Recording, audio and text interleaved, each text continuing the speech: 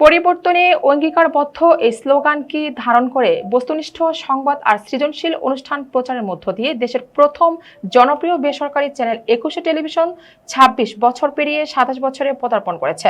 প্রতিনিধি হাসান আলী জানান, এ উপলক্ষে সুনামগঞ্জে বর্ণাঢ্য আয়োজনে ২১শে টিভির প্রতিষ্ঠা বার্ষিকী উদযাপন করা হয়েছে।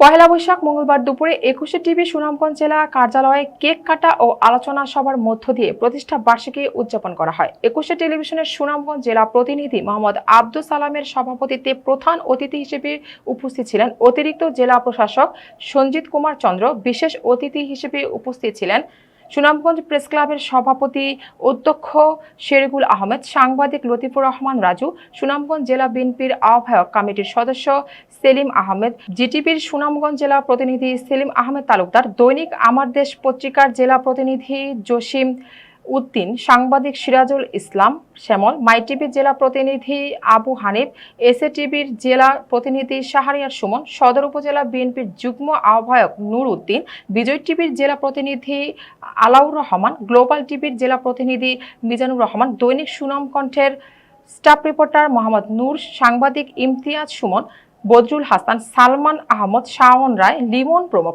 এ সময় বক্তারা বলেন, দেশের সর্বপ্রথম বেসরকারি টেলিভিশন হচ্ছে ২১শে টিভি। ২১শে টিভি নিরপেক্ষ, সাহসী ও আলোচিত সব সংবাদ প্রচার করে সকলের আস্থার প্রতীক হয়ে উঠেছে। এ সময় ২১শে টিভির সমৃদ্ধি ও উত্তরোত্তর সফলতা কামনা করেন বক্তারা। আজকে আমাদের এই যে নতুন সরকার, বিএনপির নবগঠিত সরকার, আমাদের দেশনায়ক তারেক রহমান, মাননীয় প্রধানমন্ত্রী তারেক রহমানের আজকের দিনে যে কৃষক এবং আমাদের কৃষি অর্থনীতি, এই কৃষি অর্থনীতির সমৃদ্ধির জন্য তিনি আজকের দিনটাকে উৎসর্গ করেছেন। এবং এই বিষয়টা আমাদের যে টেলিভিশন, সেই টেলিভিশনে তুলে ধরছে। উনি বক্তৃতা দিয়েছেন সারা দেশ জনগণের উদ্দেশ্যে।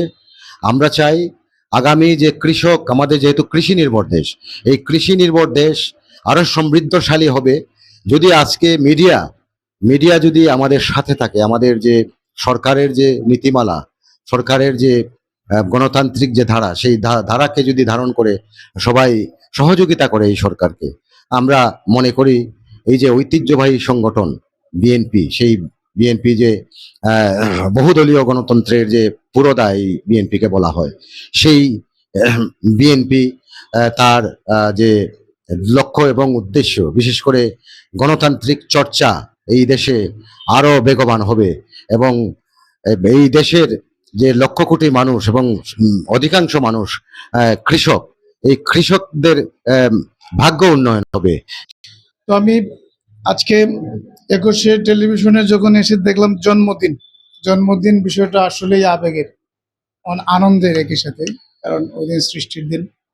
তো ২১শে টেলিভিশন যখন দেখলাম যে তাদের জন্মদিন শোনার পরে আমার মেমোরিতে আমাদের ছেলেবেলার কথা মনে হচ্ছিল।